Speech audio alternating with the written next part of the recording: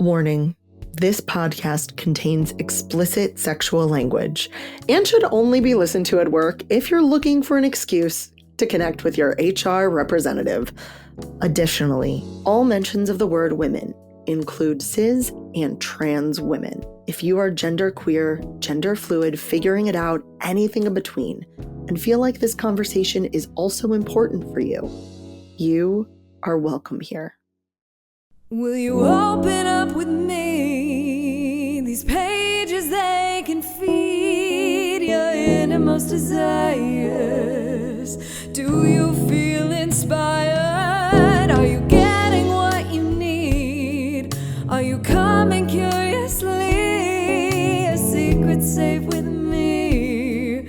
And here you can simply be yourself. Sweet romance. Come on in, come on in, come on. Hi, y'all. This is Jace, and you found a book club episode of Jace Reads Romance. Fair warning, we will spoil everything. So if you are someone who doesn't like to have a book spoiled for them, press pause and come back to this episode at a later date. Hopefully you like the book just as much as we did. So far, we haven't read any books that we didn't like, so we've got a pretty good track record. Enjoy. Hi, y'all. This is Jace, she, they, and you found Jace Reads Romance, a community dedicated to empowering women about sex and sexuality through the reading of romance. And we read them, not just me. I make other people read romance with me. Okay. Oh, hey.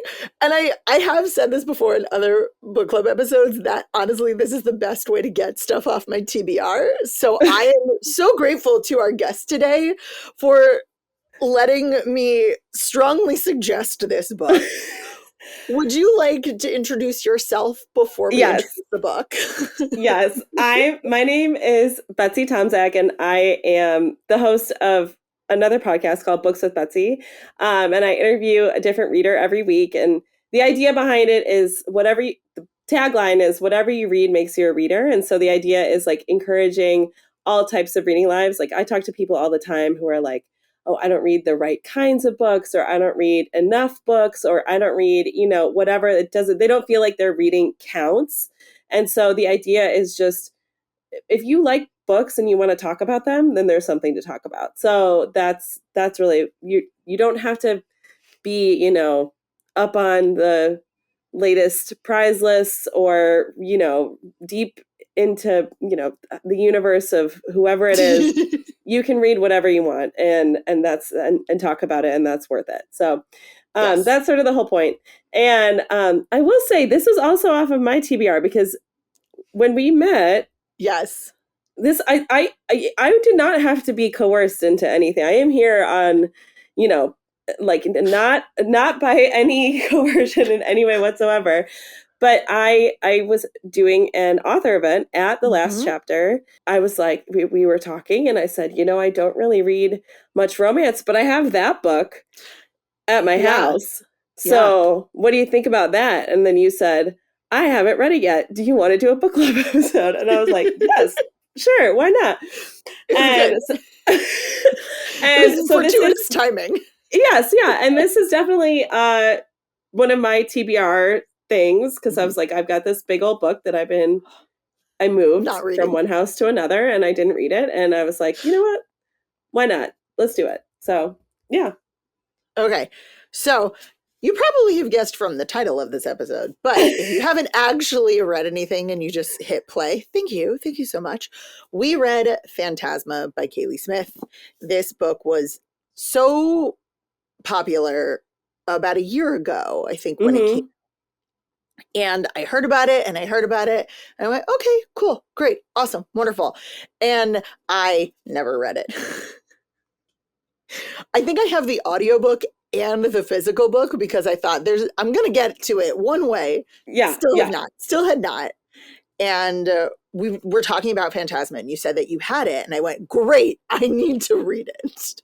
That's Well, and the only way I ended up with it is because it was on Book of the book of the Month. month. It was their one of their finalists for their like Book of the Year or whatever, and Oh, you get to pick one for free every year. If you're a member, that's you get to pick mm-hmm. one of their finalists for free, and it was the only one that I didn't either already have or know that I like really didn't want to read. And so I was like, I guess I'm picking the one with the skull on the cover. Yeah, So that's how I ended up with this one. that's so funny. I mean, it's the skull on the cover. It is. Yeah. That's a good way to describe it. I actually found it really, because I'm a book ruiner, and I found it Same. really hard to match my tabs to this cover, oddly. Like, they don't make a lot of tabs that are just like black and gold and roses. I'm like, or it's like 5 different shades of red. I'm like, God damn it. Um, so the premise of Phantasma is this takes place in New Orleans in a time of corsets. There might have been an actual date somewhere. I don't know what it was. No, it's so confusing. That was very No, confusing to me. When there is there this? are I don't know. corsets. There aren't cars. That's what I There are got. There. there are septum piercing. No, somebody died in a car crash and somebody has their Oh my septum pierced. God. When is Yeah, this? I don't know. we don't That's my know. But biggest there are problem. corsets, and women aren't wearing pants. They're all in dresses, pretty much. So, but it's like, it's gothic. It's that gothic weird feeling. So in my Mm-hmm. brain, it's the late 1800s, maybe early 1900s. And our main character, whose name is Ophelia, and I have massive feelings about that. We can get into it later, but I have such massive feelings about her name being Mm-hmm. Ophelia, is a necromancer. And the way that the magic in her family works is it passes from one generation to the next when the elder dies. So you can learn concepts, but you don't have your magic until the person older than you dies. And Mm-hmm. she's 23, I believe. I have it noted somewhere. And she wakes up and her mother has died. And so she does the ritual to get the magic, and she puts on the locket that has been passed down through the generations. And now she thinks to herself, shit, my mother died real young. I was supposed to have a bit of a life. I guess I now have to take over the family business. Mm-hmm. And her sister, Genevieve, the French version of Guinevere, I have such feelings about their names, goes behind Ophelia's back and enters this crazy ass set of trials in Phantasma, which is a house run by devils, and it is magic. And so it goes from place to place and city to city every couple years or every year. Again, it's not clear. Or every Not 48 clear. hours. I don't know. It's not clear. So, but like, they get notified that Phantasma is showing up in New Orleans, and Genevieve runs away, and Ophelia discovers she's gone to Phantasma, so she runs after her sister to meet her in Phantasma. And the thing about Phantasma is it is 7 nights of trials with one person standing, and then you get granted a wish Mm-hmm. from the devil in the house.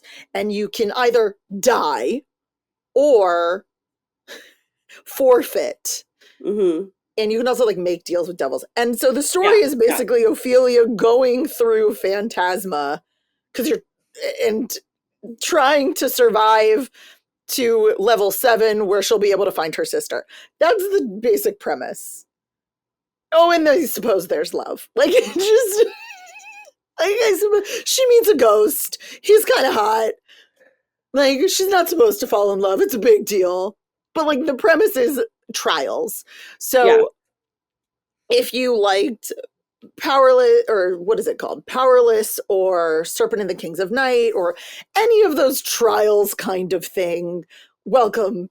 You'll enjoy this. And it's technically PNR, but it feels almost fantastical. Like, the fact that it's Mm-hmm. New Orleans, it could have been New Orleans didn't really feel New Orleansy to me. It No. felt more fantasy because so much of the book takes place in Phantasma, and Mm-hmm. so much of, the world is not what we know, Mm-hmm.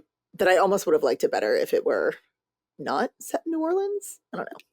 It just felt Why? unimportant. Yeah. Yes, unimportant. Yeah. Really. Yeah. Okay, so what were your expectations going into the book? And then how did you feel when you finished it? Yeah, nothing. I had no expectations. Because I was like, I don't know what this is about. I don't know anything about this. There's going to be some like sex in this book. That's all I knew.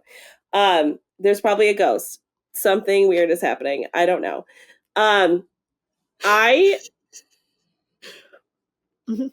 Okay, despite the fact that there are a lot of plot holes, I enjoyed my reading experience because Yeah. like I don't find myself reading a lot of like having time in my reading life to just read something that is like just a story that's not going to be Mhm. like a lot deeper or have that like more higher level prose like usually when I do read like genre fiction it's horror, so this was actually like a perfect. It was great. Oh, it's so Yeah. great. It's got a lot of horror Yes. stuff in it, so that felt So very much. familiar to me. And I will say I finished it on the uh, my reading experience. I read a lot of different places. I am a teacher, and I was reading it at lunch at school. I got a little. I was like, Yeah.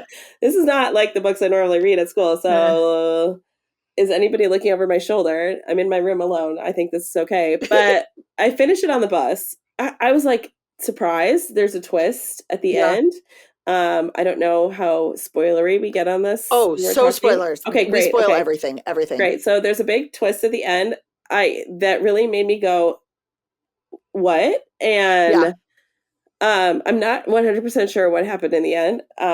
But I had fun along the way, I will say. So I think that, I'm going to agree with you. So I try not to have crazy expectations, especially when a book is. I'm going to be very transparent, and listeners, you know this about me. I don't give a lot of credit, a lot of like weight mhm, to when a white author's fantasy book suddenly becomes popular, sure. because I don't always find them to be like as groundbreaking as other people seem to think they are. No, yeah, yeah, Um, yeah. and so for me, as someone who reads a lot of fantasy and PNR and romance, I think what was most interesting was the world and the horror. That felt the Mhm, most unique and fleshed out to me, even more so than the romance. Like, the romance yeah, is yeah. fine. The It felt romance like is, added on. Like it felt like a weird yeah, little side dish that I was like, did this need to be here? Like, not really. it was a side dish. And like, okay, cool, you're kind of drawn to each other, but why? Do you have the same values? Do you want the same thing out of life? Like, I It didn't. was like the first dude she saw in the book, in the entire book. Yeah, it didn't feel. It wasn't fated mates ish. No. It was, I can get I behind a mean, fated mate. That's it fine. is it is in the end, but it's not set up that way. So it feels It's not set random. up that way. And also, the relationship, Angel was not a fated mate. It was just some rando girl that fell Yeah, in love with him. So that draw, it didn't feel as necessary to me. sure. Um, and it is really hard to scandalize me. So I know people have said, "Oh my gosh, this is so scandalous and spicy." I'm like, Is this? there isn't. I, It's no, it isn't. okay, I don't You're, know because I don't know how to rate spices. I don't read a lot of spice. and that's fine. Like, in terms of, is there quite a bit of spice? There are quite a number of scenes, Hmm. but you're talking about a 500-page book. Yeah, It's not Kiss of the Basilisk or Split or Swallow, however you know that book. It's more plot than spice. It never crossed over for me hmm, of more. It didn't even feel even. There was just so much more plot. But at the end of it, I also have most of my notes are like plot holes and things of that nature. I'm like, what is going on? Why is this happening? These are dumb decisions y'all are making. Or I have one note that's like, and the exposition dump begins here. And Yes. yeah.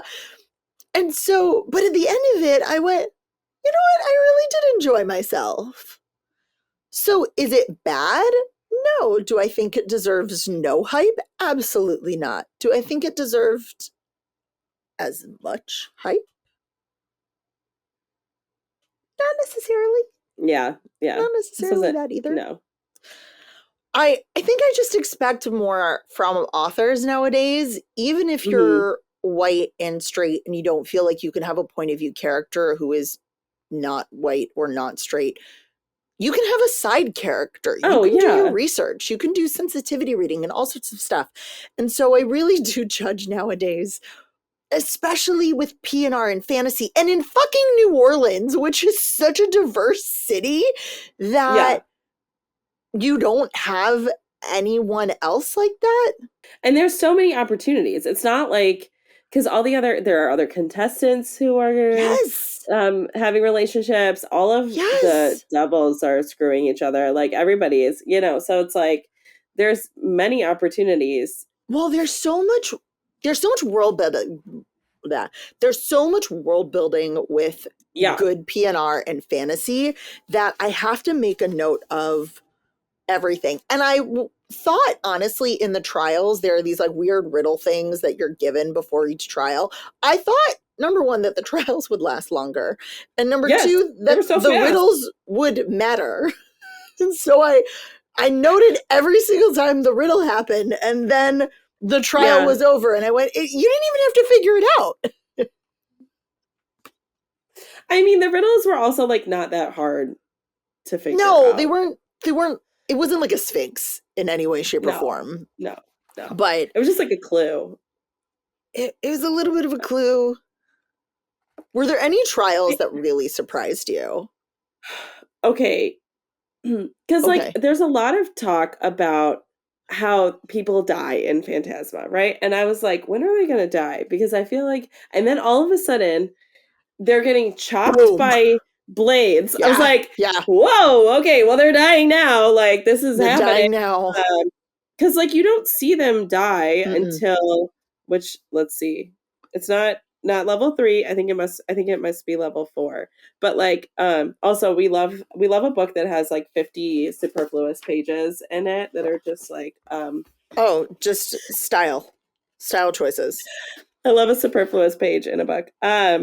So level 5, level 5 is the one where it's like all of a sudden, because all the other ones were like not that intense, and then because I was like, this is low key demons, step your game up here, come on, like devils, devils, I don't know if they're interchangeable. Let me look at the page chart that explains. The chart. They are different.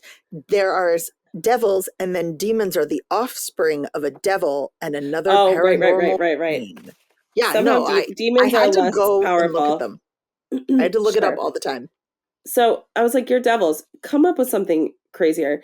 And I read a lot of horror, so I'm used to reading things that are like really bonkers. Bloody, and so, bloody is fine, except for the scene that I highlighted where they're having sex and then all of a sudden it starts raining blood. And I was like, I don't think that would be that cool, but I mean, like, I don't know, whatever.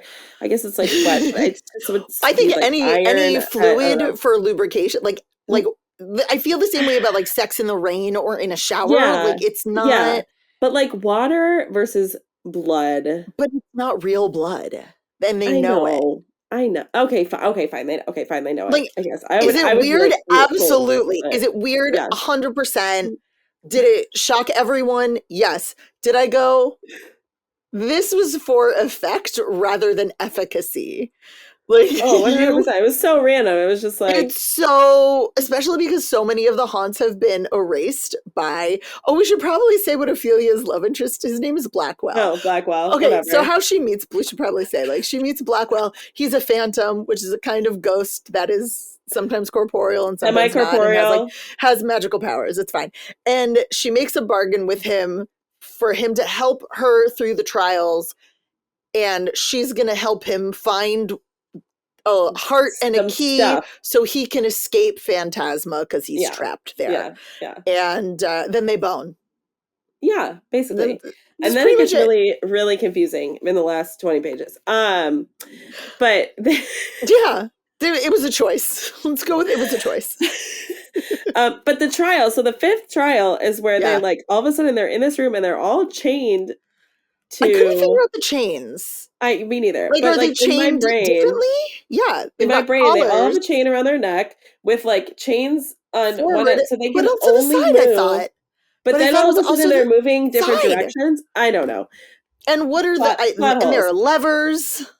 It's fine. Many plot holes. But this was the one where all of a sudden, if they stepped the wrong way or they went to something happened, and then all of a sudden these like pendulum blades are coming and swinging all over this game board and like every Getting faster and direction, getting lower. and then people just start getting sliced, and I was like, here we are. That's when they're gonna die. And then the other one was the true or false, the truth or dare. That one was brutal. The girl talk, if you will, as a millennial girl who went to sleepovers,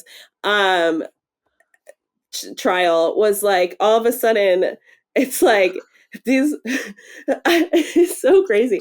I was reading this on the bus and I was like, what the fuck is happening? All of a sudden these like stone pillars, if you get it wrong, the pillar drops and just crushes you. Yeah, so the people who were left in this trial were sitting around a table, and you had to prick a finger and bleed into this goo. Cool. And then the goo would reveal something or make words, and everybody around the table had to guess if it was true or false. And if they guessed wrong, the pillar would squish them. I was like, oh, that went so fast. that way real fast. Like so fast. So the violence in it felt very like sudden and random, which I guess it would if you were in this situation. Like I think that, but also there was so much that we didn't see. So you know, the one with the vampires and the blood drinking, like she's the only one in that room when she's climbing in the cage. Right. She's not seeing, you hear people else screaming, but you can't hear people or see people dying. We're not watching it. Right. And we're getting these counts of who's left in her little cohort. But the thing about it is you can, in the midst of a trial, you can make a bargain and get out of it. Yeah. Out of the trial, or you die or you survive. So there are three options. And if you're not there, you could have made a bargain or you could have died. And we don't know which one. It's not like The Blood Trials, which is a great book where you see people's names crossed off if they've died. Oh, sure. You know? Or like the Hunger Games, and they Hunger Games on the screen. Oh, yeah. You don't see that, so you just know that they're not there. And then outside of the trials, you can just say, "I forfeit to Phantasma," and you're out of the house. But I surrender to. I surrender to Phantasma. It has to be very dramatic. Yes, I surrender to Phantasma. It's super dramatic. Everything is very dramatic. It is drama. But I was looking for my notes, and one of my notes is sit on his face. Appropriate. It is. It's very appropriate for what's happening in the story. Yes. I mean, reach up and grab the headboard is what he says. He does say that. There. Yeah. He does say that. And so again, it works out. Totally. It was fun if you like some face sitting. If you okay, so my thing with the end of when you have the superfluous page that says 5 centuries before Phantasma, thank you. This is an exposition dump moment. And in the last 30 pages of the book, I was like, what is happening? But I did not guess a twist. I thought she was going to, as you know, because you do think about things while you're reading, but I thought she was going to end up somehow like double tricking Phantasma somehow, Okay. and like being like, I wish for every debt to be repaid or Oh, something, and then having it be like yeah. mine and his are repaid or whatever, something like that. But this other direction that it went, which I'm still not 100% sure it is, Yeah. they're just together and it's all I think gone. so. The way that this ends, so okay, so we've got Blackwell who is trying to find the heart and key to escape Yes, Phantasma, but he which we doesn't don't have know what they are. memories. We don't know what they are. Right. They're not clear. He also doesn't have memories. He Yes. calls her Angel. We don't really understand why. He seemed to Yeah. have been drawn to her. And she is trying to find her sister and also kind of win to get her house back. And then she finds out her mother was here and her father was there and they met in Yeah. Phantasma and she was conceived in Phantasma. And at some point, hold on, what the fuck? She like skips a level and she just Yeah. is like, hey, I know what his name is because Sinclair told me forever ago who's a demon and Right. trying to seduce her. So she just shows up. And the way that you win Phantasma is like theoretically you're the last person alive in the house. So everybody else has Right. forfeited or died or bargained. And you get to meet with the creator of Phantasma and he will grant you your wish. Yeah. And if you win level 9, then you're told his name and you can go meet with him. But Sinclair told her what his name is. And Right. so she just like, oh, and she can call It's like, random skip. doors. She can call doors Yeah. randomly. So she calls a door and says the name of the creator and walks through it. And it's Blackwell. Because in level 9, he gets all his memories back. And we learned that he is the Prince of Hell who fell in love with a mortal and defied his father, the king of hell. And that's why we jump back 5 centuries. It's when that's where that comes his from. dad kills the girl, his lover, whose name is Angel with a capital A, and punishes Blackwell. He has a really long ass name. It doesn't matter what it is. It says like, I know your true name, and we never learn what it is. And but that's not his true name. That's like his normal name. Oh, because Blackwell is his actual name. I don't know if it's his actual name because he says it out loud for everyone. Yeah, it seemed like it would be something different. Very confusing. Again, plot holes. And so punishes him by saying you're trapped in Phantasma and you're supposed to reunite with the soul of this woman. I don't know why she didn't just kill the soul, but he puts the soul of his lover. Oh, he's like, no, put the soul of the lover into someone in 500 years who can go through Phantasma. Here's a magical locket that will be the key in the heart. And that's the locket that Ophelia has from her family, like her family that has locket. been like buzzing for him every single time she sees him. And then he says, do you want to be with me? Yes or no? And then we jump to like, they're living in her house and and about to fuck on every buying surface. Plane tickets? Buying plane tickets? What? What plane tickets? Where? You're wearing a corset. When is this? Like that's my biggest problem. Yeah, we don't know when this is. You're wearing a corset. Why are there plane tickets? Why don't you have pants? Why isn't it a ship? Why are you? I mean, it might be a ship. It might be a ship. I don't know. They buy tickets. They give her tickets to go away so that they can fuck in the house. Like and then they're gonna meet her in Europe. It's fine. Genevieve, the sister. Yeah. But yeah, it's just happily ever after. But all of this happens in the last 50 pages. The last 50 pages. Like less than 50 pages. Less than 50 pages. Yeah. In a 500-page book. I don't know how many was yours also 500 pages? Mine's like 490, 491 or something. Yeah, 492. Mine's 494. So basically 500 pages. We can say 500 pages. So from like page 458 to the end, page 492, all of that happens. All of that. Yeah. All of that explanation. talk to him in the office, and then the epilogue where they're all fine. Yeah, that's it. How? This is why I'm like, this is why I'm confused, because you did like, this is a very uneven. I'm like, yes, that's how uneven this is. So I don't know, but we it's also spent like more on the time front end with you falling. Yes. Well, and like, okay, and then on the front end, because the pacing in this is all crazy.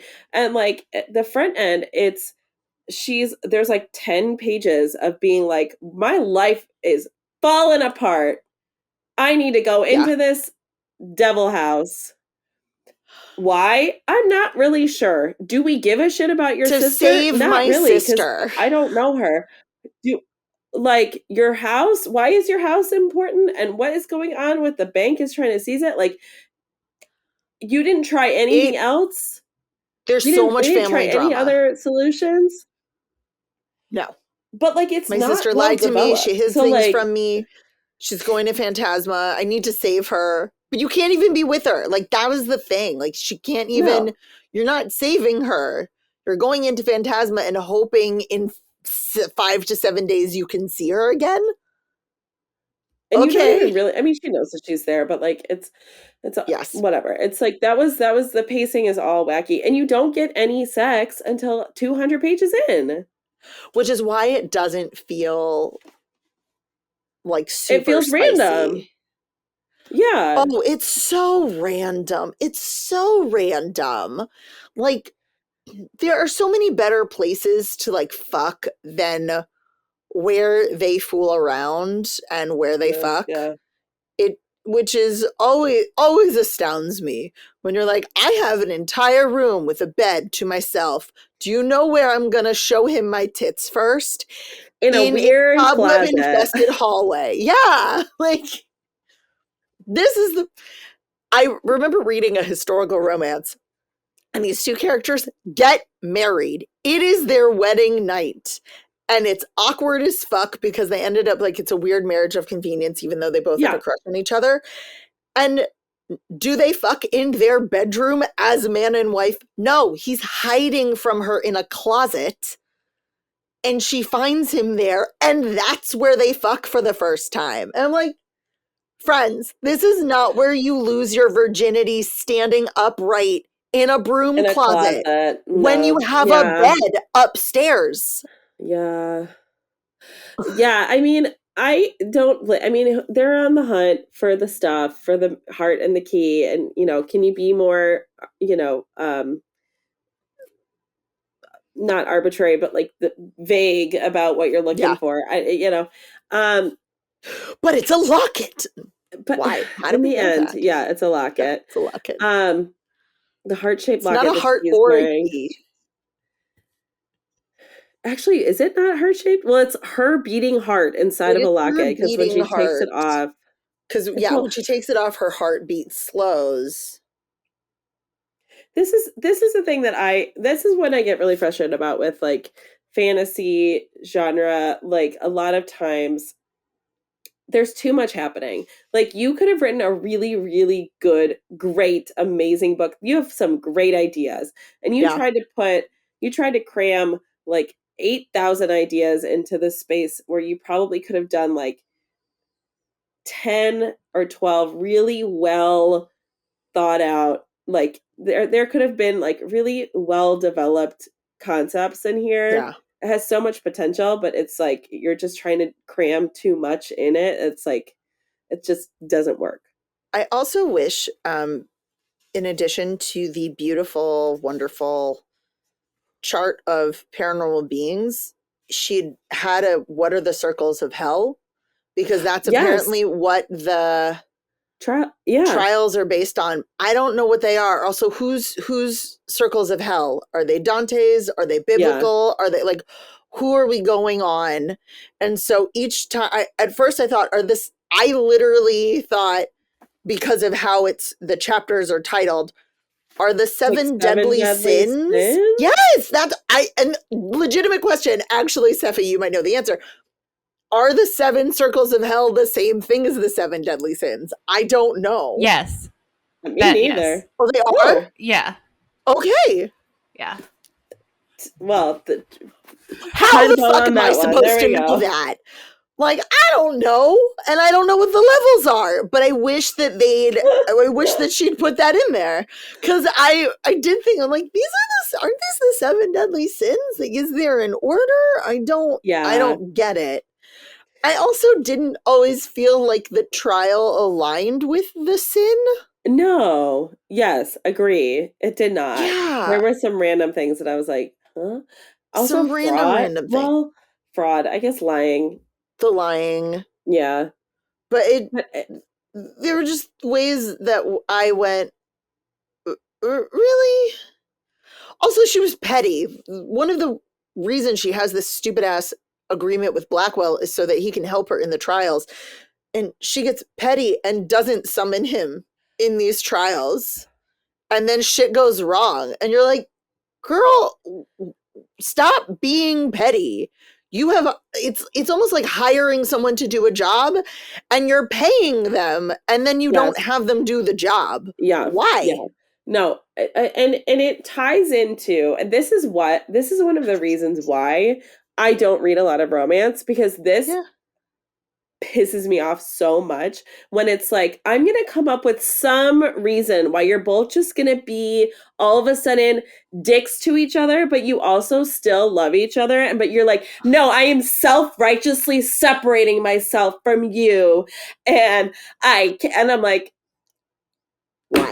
why would you do that? Why do you do that? Like theoretically it makes sense stupid. in this one because one of the rules of Phantasma is you're not allowed to fall in love in Phantasma. But they the haven't weird even thing, had that conversation yet. But it's also weird because it's only if you say it out loud. Yes, which is it's not if you have the feeling. It's if you verbalize the feeling. I mean, devils wouldn't understand true love anyways, so fine. But like, well, we can't say that because if devils don't understand true loves, he's the prince of the devils. I know. Okay. Again, plot holes. And even when she finally meets her fucking sister, it lasts it's 2 hours. It feels like it lasted 2 hours. Like, okay, we met, we went on our search party, and then we fell asleep and I was mad because I couldn't bone my ghost boyfriend. And then she forfeited before the next trial and left Phantasma and left me in Phantasma. I don't know why the two of them didn't leave Phantasma. I mean, I know why she didn't leave Phantasma, because she had promised 10 years of her mortal life to Blackwell. Which is also confusing. Do they take it from your next 10 years? Do they just take it off the end of your life? Is it like not clear? Not like that was one of the things. Like, well, what if I only have 10 years left? How do you know how much time someone I'm dead has? now. I'm negative I don't understand. Why do we all know how much longer we have to live, or is it just? No, it doesn't make like. What if she only had 3 years to live? Does she just die? It goes back. A lot of plot holes. Backdated your death. And the funny thing is, like, I remember reading this and complaining and being like, "Oh, this is so annoying! Like, what's happening?" And at the end of it, I went, "That was kind of a fun ride." Oh yeah. Like it was an enjoyable ride. Is it the best? No. Would I recommend other ones first? Probably. Okay. Can we go through some of the like silly romance things that that popped up? Okay, so first of all, I had a very funny conversation. I hosted a reading event at Lake Michigan the other night, and I was talking to my friends because I was reading this book and I was telling them about it, and I was like, "Go sex," and two things about that. First of all, then like this hand motion was invented because they were like, he's semi-corporeal. Can she not like grab?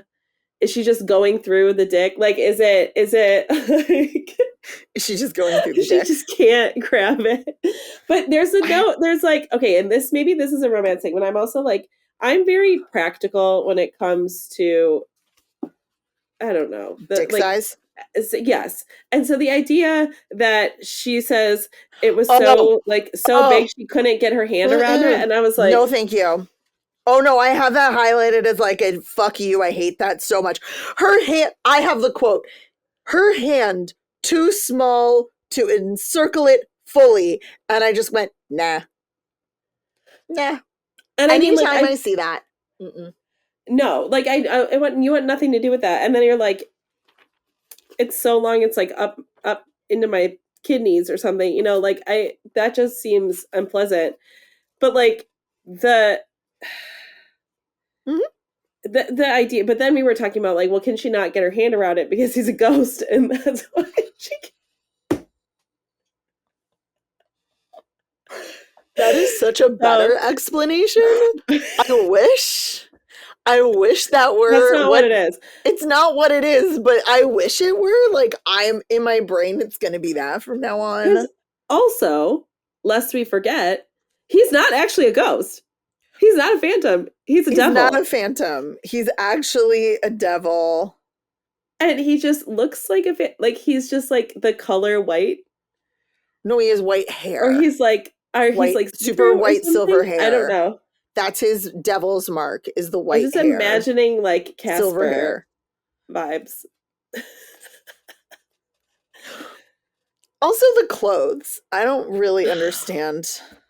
I mean, I it's will part of say, the like, drama. It's all of drama. the drama. Like, I what's her One name? of the things I noted was there's like a lot of consent talk and check-ins in Yes, their yes, intimacy, yes, which I really appreciated from both sides, like yes. both her and him checking in.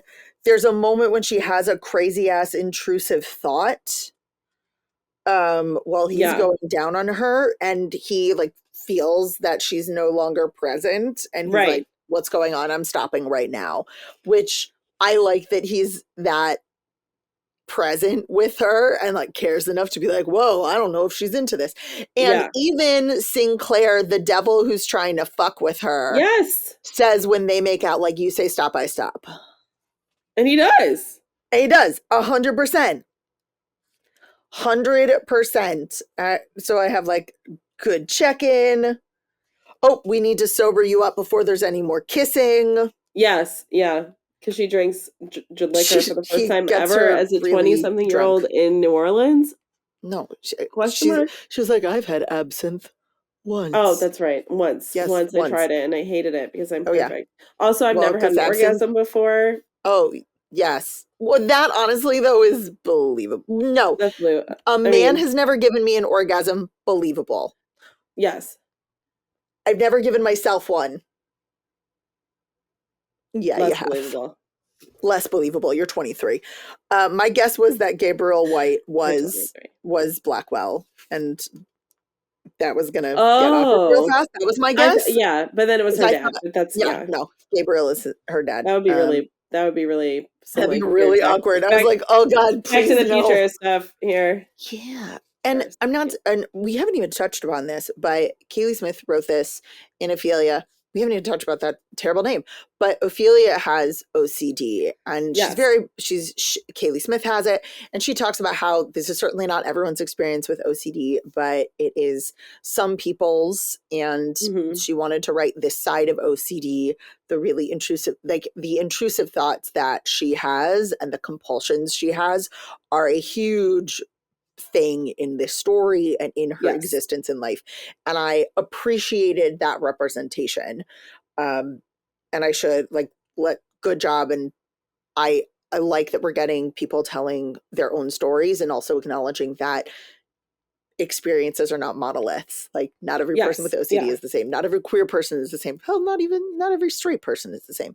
Um, but also she named her fucking Ophelia. Like I can't take you seriously when you name your child Ophelia. The only time I'm not judging you is the Addams family, because of course you would name your child Ophelia. You want the history and the cultural Yeah. significance of that name Of to that go name. with you. Right. Right. I do not understand, even for a necromancer, why would you choose a character whose understanding is she goes insane because her boyfriend breaks up with her and then drowns herself. It's not great. That's not Yeah. great. And then you also, why did you name her Ophelia and the other one Genevieve and not Guinevere? Like, why did we go French and not? Also, like, Guinevere is not a great name either. Like, No. Guinevere does not give you some good historical or cultural significance. Like, what are you? And mom's name was Tessie. Mom and dad are Tessie and Gabriel. Like, what are you doing to your kids? But here's the thing. I don't think that those names were chosen that intentionally for the story. I get the sense that it was like, I'm going to give these old-timey, magic-y sounding names for the drama. I think Kaylie Smith was a drama kid. She was definitely an extra in a play in high school, and she probably screwed somebody on the couch in the green room, because we all know about those couches. But I doubt that she is a Shakespeare expert. I have my doubts based on the other evidence we have for us in this text. So like, I don't know how intentionally those names were chosen. I get the sense that it was, these are old-timey sounding, you know, very feminine, very like dramatic, very They are like beautiful names. Yes. They are. Gabriel and Tessie are the parents. Tessie's the mom, and her daughters are Ophelia and Genevieve. And Blackwell is the boyfriend. I'm going to jump in here with the name thing, just because as a writer, this is how I do names sometimes. I look up like their meanings, like the meanings of the names and what they stand for. So Ophelia, obviously the connotations behind that with the Shakespeare thing, yes. But her name means aid. It stands for like aid or help, which in the context of the book, she goes to Phantasma to help her sister. Okay. And she's helping everybody. Yeah. So you could look at it that way. Okay. Genevieve is a a version of Guinevere, which is it can mean white phantom, which I found interesting in the context of the story. Technically, Genevieve is a specter, so another type of paranormal person. Yes. Yeah. Mm-hmm. Oh yeah, she discovers she has specter powers too. She's like, I have powers suddenly. Interesting. So there's like the weird, I have to teach you how to use your magic lessons. Yes, yeah. Ghost. It's basically the pottery wheel of Ghost. Yeah. Except he's throwing knives at her. Oh my God. And then I looked up Tessie. It's a diminutive of Teresa, which can mean to reap or to harvest, which I don't know how that if that plays into the context of the book at all. She dies in the first page. She's a necromancer? They're all necromancers. Harvesting dead bodies? I don't know. I mean, maybe. I don't know. But then Gabriel, it is like God is my strength or man of God. So is what the meaning behind that name is. And Gabriel sucks. I thought Gabriel was going to end up being like an angel based on the name. Yeah, I still can't think, like, Genevieve is fine. Whatever. It's Ophelia. Like, I can't take you serious. There are people I know who have named their children Ophelia, and no. You can't do that. There are so many, but it's like, do you want to name your child Desdemona? And I'm just, Shakespeare is like my love. Like, is that really what we want to go with? Or Lavinia, beautiful name. You really want to name your child Lavinia? Yeah. Hold on. Yeah. Because I went searching in the acknowledgments just to see if there was any information.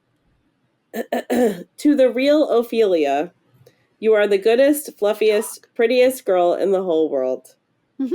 Blah, blah, blah. I do, in fact, name my book characters after my dogs. Yeah. Oh, it's named after her dog. I still think that's a weird thing to name your dog. Also, you have other dogs. Yeah. The other dogs' names are Delphine, Kai, and Gemini. Because she loves astrology. It says so in her little bio. Yeah, she does love astrology. Again, these are like, and this is not an objective judgment. This is subjective. No. Like, I'm not saying this is a bad book because you named her Ophelia. I'm saying that as a reader, I will always read Ophelia and go, ooh. And then it's me. It's like, and I just don't think she was that it was intentional in that way. Yeah. I think she thought, I want to name it after my dog. I don't know why you named your dog Ophelia, but like, hey, that's a choice, friend. You know, yeah, people do things. People are people. People gonna people. People gonna people. Okay, I feel like I have to make sure we like really talk about the spice, because people in the or around in discussions around this book are so scandalized by the spice. Or like, this is so spicy. And as someone who doesn't read as much romance, like, I know that my spice levels are not like, not that I'm numb to the spice. Sure. But I would like to know your feeling about the amount of spice in this book. See, I have a hard time gauging because I read so I read a lot of horror. Yes. I don't read a lot of like sexy horror. But I read also a lot of like highbrow literary fiction. Mm-hmm. And that occasionally does have spice. Yeah. But it's very different. Like one of the things I noticed was, I mean, just like in the way that like in the language that's used, in the way things are described. And like, I think there's books that I have read that are like, you know, National Book Award nominated, like highbrow books that have really like sexy stuff in them. But like, I feel like they're more like colloquialisms, if that's a good way to say it, but just like things that I feel like regular people would actually say to each other. Whereas like in a Brandon Taylor book or in like R.O. Kwan, like they write in sex in a way that I feel like is differently. It's described like it is vividly and explicitly described, but the language that they're using is not the way that you would like talk to your friend about sex. Yeah. And so that was an interesting thing for me. And it's also like, I don't know, like the way that he talks to her, I find to be very, I personally would be like, get the fuck out. Like that is so degrading. Like, even though it is very like consent based and like, but I'm just like, if somebody did that to me, I'd be like, okay, bye. Okay. Take a hike. Tell me. like, it's just like not hot but that's like in my opinion. Yeah. Like some of the descriptions are pretty hot, but like, I'm just like gonna have to find. I want to know. Well, I also I was rereading, because I'm not going to lie, about every other week I've been rereading the scene from All Superheroes Need Photo Ops. Steffi knows I've talked about the book. I'm obsessed. I can't wait for it to come out. I was dying. And there's a lot of degradation in that book in the best way. Oh, okay. But like in a kink way. But like in a kink way is different than like, this is okay. So page 254, this is before they start getting rained in blood, but it's like, you're such a good fucking girl. I would be like, Oh yeah. Go Oh, away. Like, Good Girl is one of those no. where it's that meme of like good girl in real life in books. Like it almost has lost meaning for me because I feel like no one uses it in real life, but everyone feels like they have to put it in a romance novel. Okay. Any Yeah. newly written Yes. romance novel. It felt very like this is sex written in a romance novel. It didn't Yes. feel like this is sex written in a way that is realistic. But I guess that's not the point. She's fucking a ghost. So like it's not going to be She's fucking a realistic ghost. anyways, you know. So like there is, in terms of like the magic of the sex, you're right. It isn't realistic. Though I will applaud. I always applaud anytime an author puts external clit stimulation in there's a penetrative lot. sex. There is a lot of that. Yes. No, Yeah. there's only 2 instances of that. Oh. And in penetrative. Okay, yes. In penetrative sex. Second part of your sentence. Yes, okay. Yes, there's a lot of oral sex in general. Which is great. Like, thumbs up great, for that. I love it. Like again, grab the headboard. I'm like, what is it? I screamed, sit on his face. And then he yells at her to like actually go for it or something like that. I don't remember. There's also the like, there's just a lot of things that are unrealistic that takes me out of it, where it's like, we're gonna do this like 3 times in a row, and he's like good to go like right away 3 times in a row. Like, but that's he's not a real. phantom. Like, he's a phantom. He's a ghost. He's a ghost. He's a ghost. Okay, right. He's a ghost. You gotta let it go. Fine. Let it go. Let it go. Oh yeah, but like a real refractory period. Also, like your vagina is gonna hurt.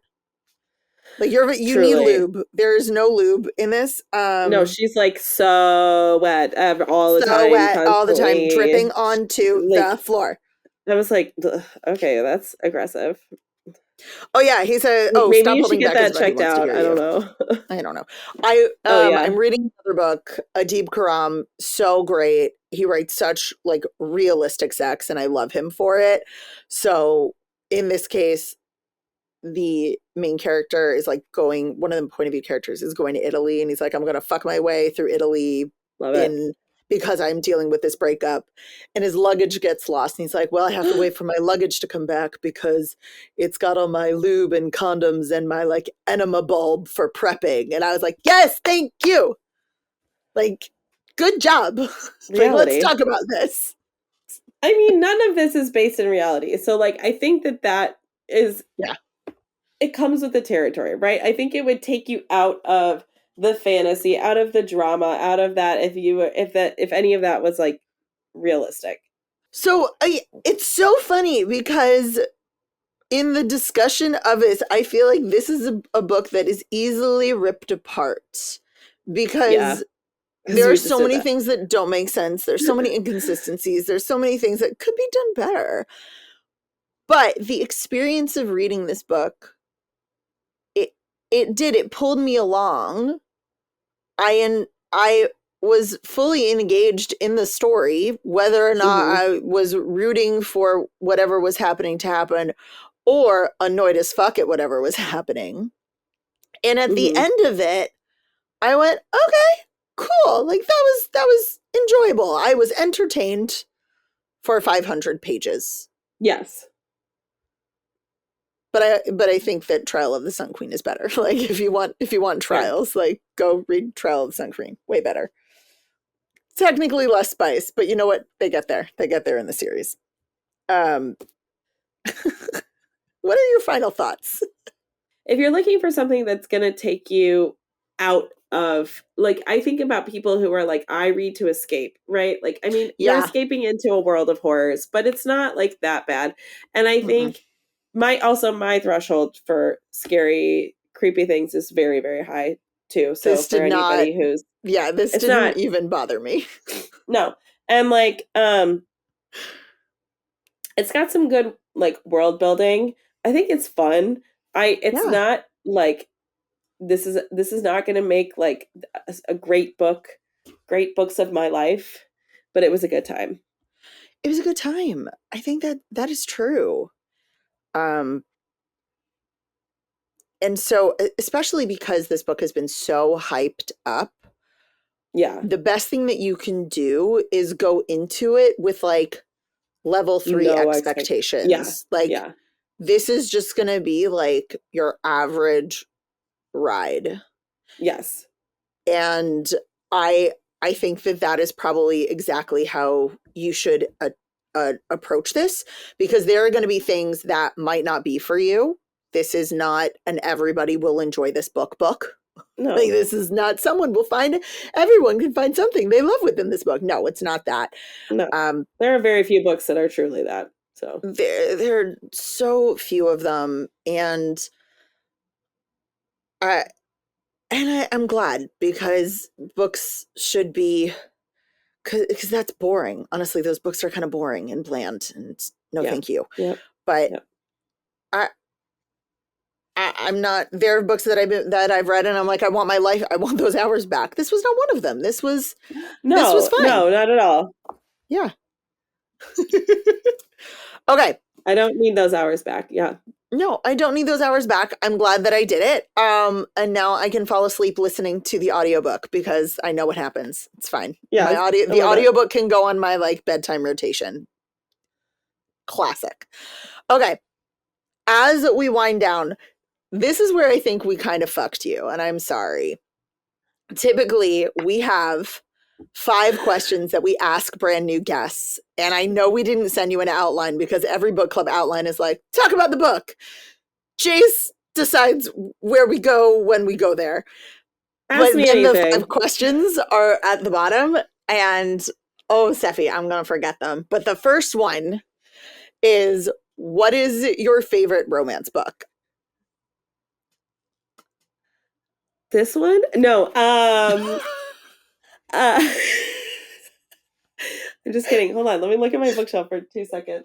Can I say books that are not romance books that have a good romance in them? No? What? No. Well, I mean, it has to have happily ever after. Oh, no, that one doesn't. Yeah, no. I am literally looking at all of my books. Go read some Kennedy Ryan. Honestly, you should read Kennedy Ryan. I feel like you would really like her Skyland sister. I think I would. She's so great. Is there something hiding behind here that is? I'm dying. Oh, can I pick Crazy Rich Asians? Yeah. I actually don't know how the book ends, but like, if they're together, then yeah, that works. It's technically a romance. That is the closest thing to a romance that I really like, that I recommend to people. Oh my gosh, I've only seen. Because I was gonna say Chain Gang All Stars, where they all die in the end. So that's definitely not a happy ending. But I love Crazy Rich Asians, and I like the whole series. I read all 3 of the books, and it's different than the movies, and it's a lot more in depth. Like, there's a lot more backstory and like connections of like family chaos and the cultural, like everything. So I really like that series, and I recommend it to people who want something that is like lighter, but also like still has a lot of good substance in it. Okay. That's awesome. You were not allowed to say that this is your favorite book. I'm like, no.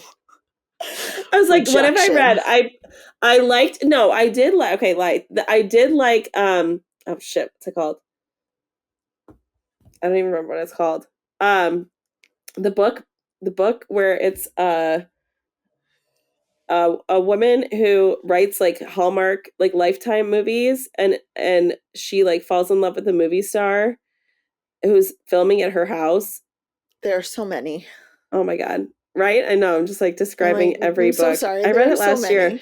I read it last year, and I read it in the I read it during the week of the election, and that got me through the week of the election. I don't even know what I read the week of the election. That was a dark week. I'm gonna have to go back. This is bad. I read too many books. How many do you read a year? Like 120. Awesome. I love it. But they're like sad books. November. They're all sad. Nora Goes Off Script. Annabelle Monaghan. Was it good?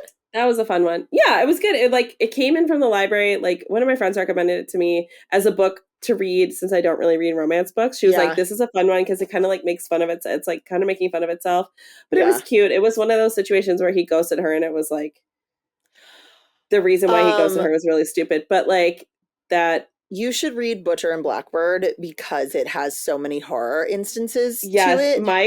My coworker across the hall is has been trying to get me to read these books for a year. Yeah. Well, I mean, they first one came out like a year and a half. I'm just like, it feels like.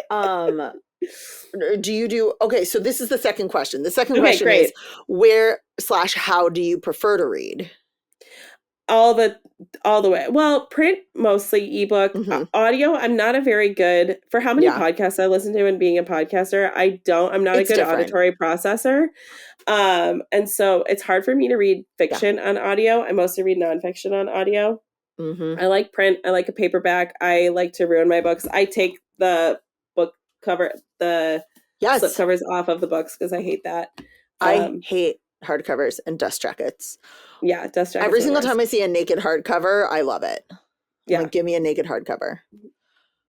At Jace Reads Romance, we have this concept called comfy sexy, and it's based on the idea that in your comfiest, safest space, you can still explore your sexuality by reading a romance book.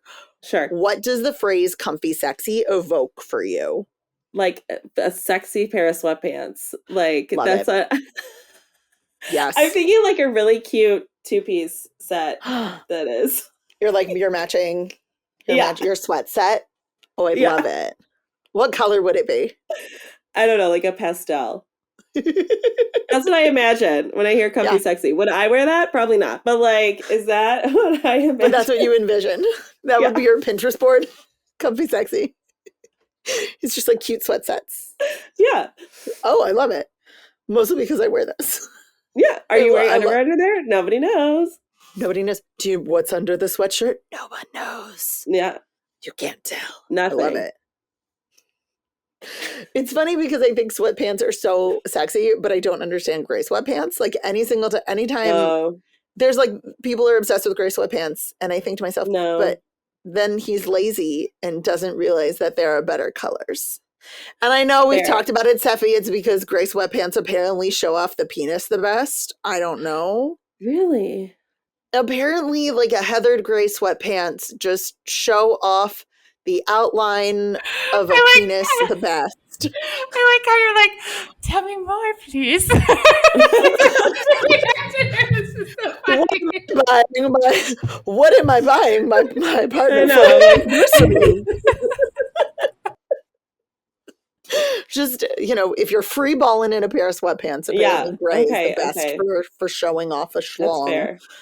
But I still think it's lazy. I love that. I love it. I mean, and this is a sweatsuit on her. This is not a sweatsuit on him. He's like, no, he does not get a cute matching sweatsuit. No. I wouldn't mind. I don't mind like sweatpants and like a fitted t-shirt. I like that. Yeah. Those are like, but nice sweatpants, not like your holy sweatpants, the ones that you've had like for 8 years. No, these are like well-kept, attractive sweatpants. Follow-up question is, when do you feel your sexiest? Probably when I'm not stressed out. Okay. That is I know. Yeah. When does that happen? In the summer. I'm like vacation in the summer. Like I'm like that is a big thing for me. Is it doesn't have as much to do with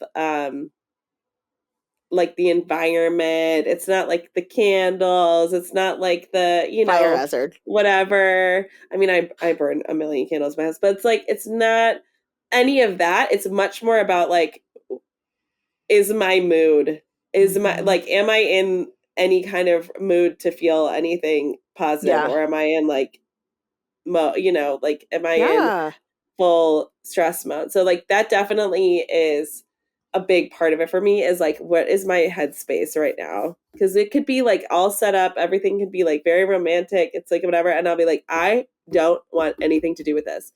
So like that is a big thing for me.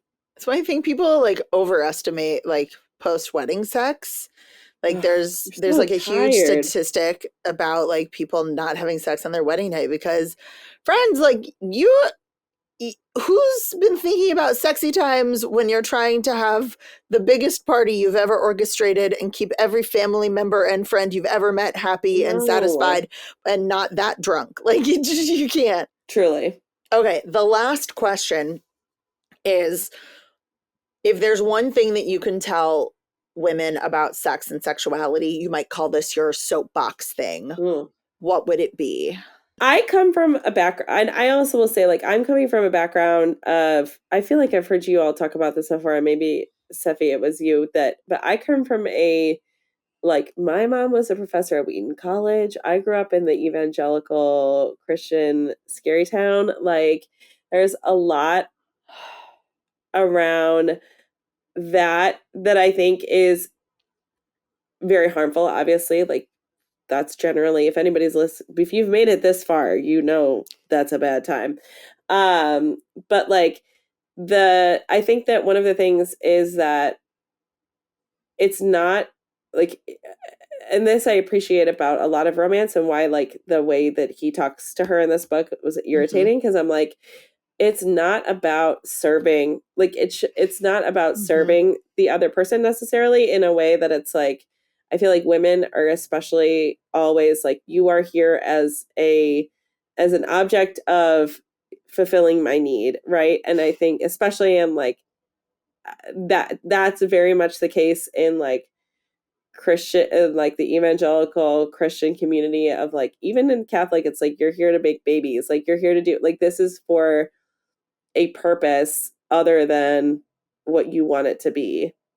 And so I think that's like not anything revolutionary, but I think that that's just something to always keep in mind, is that like, it doesn't have to, sex does not exist for some other purpose than what you want it to be. I think no matter how many times it's said, there's always someone who needs to hear it the way that you're saying it in that moment. And it's why so often Sephi and I talk about it, why we talk about breaking, whether it's a religious background or upbringing, whether it's just growing up in the fucking 90s around purity culture. Yeah. And it's never, you can never hear it too many times. No. Yes. Yeah. Ever. Thank you. Thank you so much for joining us, for reading this book, for chatting with me. I know that you shared what your podcast is, and don't worry, we will put it in the show notes. But if our listeners wanted to also follow you on socials, how can they find you? I am pretty much just on Instagram. I only have time for a thing. And so I'm at Books with Betsy on Instagram, and that's also the name of the show. And then one of the, I'll plug, so if you want to read not romance. Yes. If you want to be sad. If you want to be sad, because I pick a lot of books that make people cry. I run a book club for Chicago people. I run a book club at the Off Color Brewery at the Mousetrap. And so that's the third Tuesday of the month. So our September we're reading Northwoods by Daniel Mason. And then for October, we're reading Little Eyes by Samantha Schweblin, she's one of my favorite authors.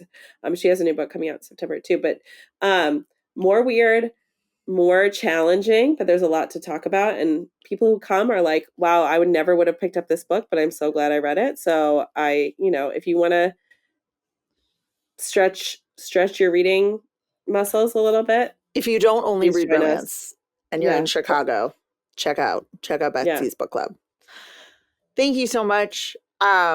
This was awesome. This was so much fun. So much fucking fun. I'm like terrified to be on your podcast because I'm like, I don't read sad things. That's okay. You're gonna talk about the things that you read. That's the whole point.